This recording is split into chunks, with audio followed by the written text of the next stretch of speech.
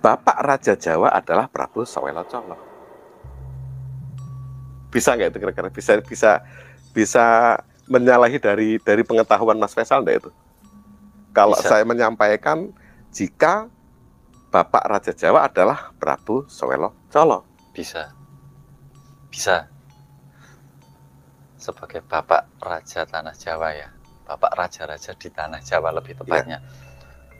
Nah, itu kita kembali ke masa purba juga, Mas Ari. Yang dulu kita ketahui antara Pulau Jawa, Pulau Kalimantan, dan Sumatera itu masih bersatu. Ya. Di situ kan belum ada istilah kerajaan Medang. Bahkan Prabu Sawelo Colo pun belum ada. Jadi kenapa kok Prabu Sawelo Colo bisa dikatakan sebagai leluhur raja-raja ya, raja-raja atau bapak-bapak raja-raja di Tanah Jawa. Itu setelah terbentuknya Pulau Jawa. Tentunya sebelum Pulau Jawa ini terbentuk sendiri, dalam arti masih bergabung dengan Kalimantan dan Sumatera, itu juga tentunya pasti ada peradaban sendiri, Mas. Nah, di sini peradaban yang dimaksud itu, di situ belum lahirlah Prabu Sawelo Colo. Untuk keterangan waktu saya akui nggak begitu paham untuk waktunya, ya. Karena itu memang masih sudah istilah era purba. Era purba. Mas, kita ngomong sudah agak asik nih. Jangan sampai keasikan kita ternyata ada kesalahan teknis. Terlena. Kita cek dulu, Mas, di live streaming ini ada suaranya nggak ini? Oh iya. Jangan-jangan kita udah ngomong sudah mulai asik ternyata suaranya belum keluar ini. Oh iya, coba kita cek. Kita cek dulu ya. Jangan-jangan ini tadi kameramen kita setelah setting langsung cabut dia tadi. Jangan-jangan ki malah orang mlebu suara nih WMTV Kreator.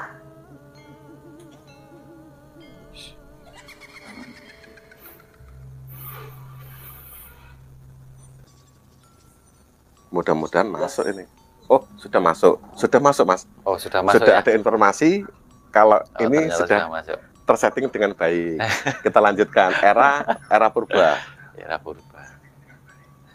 Ya, itu kan dulu di waktu Pulau Jawa, Sumatera, dan Kalimantan masih bersatu, itu tentunya pasti ada pusat peradaban lain, Mas. Nah, pusat peradaban lain. Yang saya ketahui di situ ada salah satu kerajaan juga nih, atau pemerintahan yang di situ bernama Wilwatika. Wilwatika. Oh, Wilwatika. Ya. Nah, itu sebelum Pulau Jawa dan Kalimantan serta Sumatera itu berpisah. Nah ini sebentar, Mas. Ini di sini kita ada teman Mas Percil. Mas, nyun sewu dikecilkan, suaranya masuk. Aman. Nanti beliau kalau mau ngambil ini dikontenkan ke channel beliau, enggak apa-apa ya? Ya, boleh ya? Monggo. Mas, boleh, bebas. Monggo. Aman. Sudah izin dengan beliau, aman. Lanjut, Mas. Ya. Wilwatika. Nah, itu setelah Pulau Jawa dan Kalimantan itu terpisah, di situ tercipta lautan ya, atau yang kita kenal sekarang dengan Lautan Jawa. Nah, itu barulah di situ terjadi peradaban baru, di antaranya itu adalah peradaban di era Kerajaan Medang Kamulan tersebut. Iya, Medang Kamulan itu. Di era Prabu Sawelo Colo. Ya, di situ mulailah. Oke, jadi untuk terbentuknya Pulau Jawa, Kalimantan, dan Sumatera itu dulu orang Jawa sudah mengenal dengan istilah Mahapralaya atau Mohopraloyo. Artinya itu sudah masuk ke sistem tatanan baru atau sistem pemerintahan tatanan baru. Makanya sudah terbentuk pulau-pulau banyak, Mas, di Nusantara ini. Walaupun pada waktu itu belum bernama Indonesia, gitu. Nah, di eranya Prabu Sawelo Colo ini seperti yang Mas Ari juga tadi sampaikan, Prabu Sawelo Colo ini bisa dikatakan bapaknya raja-raja yang ada di Tanah Jawa ini, gitu. Bahkan mungkin sampai Sumatera juga itu, Mas Ari. Sampai Nusantara berarti ya? Nggak Ya, cuma Pulau Jawa. Sebagian Nusantara. Sebagian Nusantara ya. Karena kalau yang saya ketahui, dulu istilahnya daerah kekuasaan Kerajaan Medang itu dari Jawa Timur sampai dengan Aceh. wilayahnya sampai dengan Aceh. Dan dari keenam keturunan beliau dari Prabu Swelocolo itu istilahnya mendapat warisan atau bagi warisan. Nah, untuk si A di daerah mana, si B daerah mana itu sampai dengan Aceh. Nah, di situ barulah terjadi atau tercipta peradaban-peradaban baru di situ, Mas Ari. Jadi peradaban baru itu bisa ya kita tidak menyimpulkan, ya, atau yang kita tidak memastikan apa yang kita sampaikan ini adalah suatu kebenaran mutlak. Ya, sebatas tetapi pengetahuan. Minimal yang kita sampaikan ini adalah pengetahuan. Semoga bermanfaat. Tetap teman-teman ambil sisi positifnya. Sekira kalau Anda melihat ada sesuatu yang tidak bermanfaat, unfaedah, lupakan saja. Lupakan saja. Lanjut, Mas. Ya, dari putra-putra Prabu Swelocolo untuk pembagian tugas lah. Nah, istilah sekarang mungkin bagi waris ya kalau seorang orang tua ke anak-anaknya. Nah, itu istilah mengelola daerah yang diwariskan dari Prabu Swelocolo tersebut. Salah satunya yang ada di Jawa Tengah ini. Nah, di Jawa Tengah yang dulu lebih kita kenal dengan istilah mungkin Bagelen. Walaupun nama awalnya bukan Bagelen, tapi lebih mengarah ke Medanggeli. Karena mungkin istilah Medanggeli itu juga diambil dari kata atau istilah kerajaan Medang itu, Mas Ari.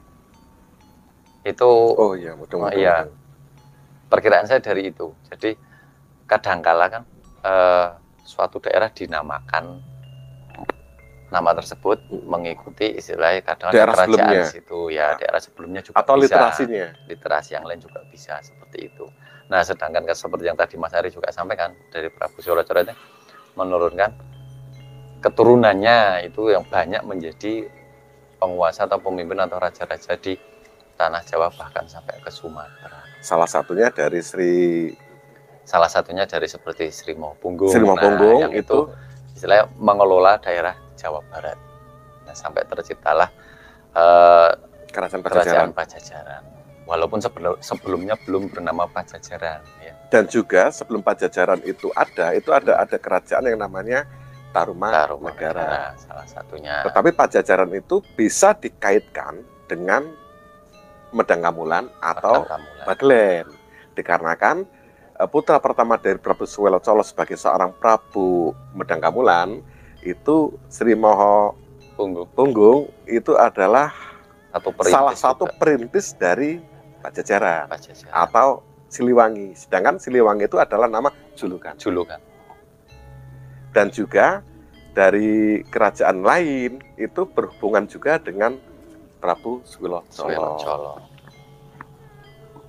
Sahabat Mentif Kreator, pembuka pintu kerajaan gaib. Kenapa kita sebut kerajaan gaib dan kenapa juga kita menyampaikan tentang pintu pembuka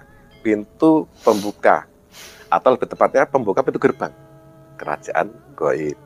Karena yang kita sampaikan ini masih berhubungan dengan gaib. Kenapa kok berhubungan dengan gaib? Masih kita cari terus tentang kebenarannya. Kita masih belum bisa menemukan titik di mana kebenaran itu berada. Iya. Kalau kita punya kabar nih, Mas, di Majapahit, di Jawa Timur, itu alhamdulillah telah ditemukan istana timur dari era Hayam Wuruk, di mana istana tersebut didirikan oleh Ibu Hayam Wuruk, Tribhuwana Tunggadewi di eranya untuk menghormati saudara kandungnya. Supaya tidak terjadi kecemburuan. Dibuatkanlah istana di wilayah timur, dan istana itu alhamdulillah sudah ditemukan. Jadi Jawa Timur sudah menemukan peninggalannya, Jawa Barat sudah menemukan peninggalannya, Jawa Tengah ini, Mas, kita bicara Medang Kamulan. Iya, benar. Turun lagi ke bawah eranya Ageng Bagelen, ada kisah kerajaan Bagelen. Kalau kita bicara kerajaan, kita sama ratakan dengan kerajaan-kerajaan lainnya. Ada peninggalannya, ada istananya, ada batas wilayahnya, atau ada sesuatu yang berhubungan dengan kerajaan tersebut. Pertanyaannya adalah di mana peninggalan kerajaan Bagelen itu berada? Ya. Untuk saat ini memang Seperti yang tadi Mas Ari sampaikan, peninggalan kerajaan Bagelen ya, atau lebih tepatnya ke peradaban di era Bagelen dulu, itu memang saat ini mungkin sedikit sekali Mas ya literasinya yang bisa digali atau dicari, karena di era tersebut sampai dengan era ini kan sekarang selisih waktunya lumayan cukup jauh sekali Mas. Ribuan tahun. Nah, dari era ribuan tahun ini kan kita mengalami berbagai musim, berbagai istilah bencana alam juga. Jadi banyak peninggalan-peninggalan dari era Bagelen dulu itu yang banyak tersembunyi atau tertimbun. Era Bagelen itu terbagi dua. Era Bagelen tua dan era Bagelen muda. Era Bagelen tua itu di era Prabu Swelocolo. Di era Bagelen muda itu di era Nyi Ageng Bagelen. Ya, benar sekali. Kalau di era muda, sekarang kita ke era muda saja. Nyi Ageng Bagelen. Pertanyaannya masih sama ini Mas. Di mana peninggalan kerajaan Bagelen berada? Tadi beliau sudah menjawab, karena sudah melampaui ribuan tahun, maka peninggalan tersebut sulit untuk ditemukan. Tetapi minimal kita bisalah menunjukkan sedikit cara clue sebagai pembuka pintu gerbang kerajaan gaib ini, bisalah memberikan clue Mas. Di mana itu Mas? Setidaknya ada peninggalan Bagelen pada waktu itu lebih digunakan atau difungsikan untuk seperti pusat perekonomian dan pendidikan Mas Ari. Sebentar. Pusat pemerintahan Prabu Swelocolo Medang Kamulan itu ada di Dieng. Dan tadi Mas Faisal menyampaikan cerita jika Bagelen, mungkin belum Bagelen, masih Medang Gele ya, mungkin di Medang Gele itu sebagai pusat ekonomi, pemerintahan atau perekonomian dan pendidikan. Perekonomian dan pendidikan. Berarti di bumi Medang Gele atau Bagelen itu dulu makmur. Sampai bisa dikatakan Bagelen adalah sentra dari perekonomian Medang Kamulan. Medang Gele atau Bagelen itu adalah sentra atau pusat perekonomian pendidikan dari kerajaan Medang Kamulan, di era Medang Kamulan. Itu dikaitkan dengan kisah. Ada kisah tentang keturunan para raja itu ada di Bagelen, tempat tinggal. Jadi Bagelen itu adalah tempat tinggal keturunan para raja.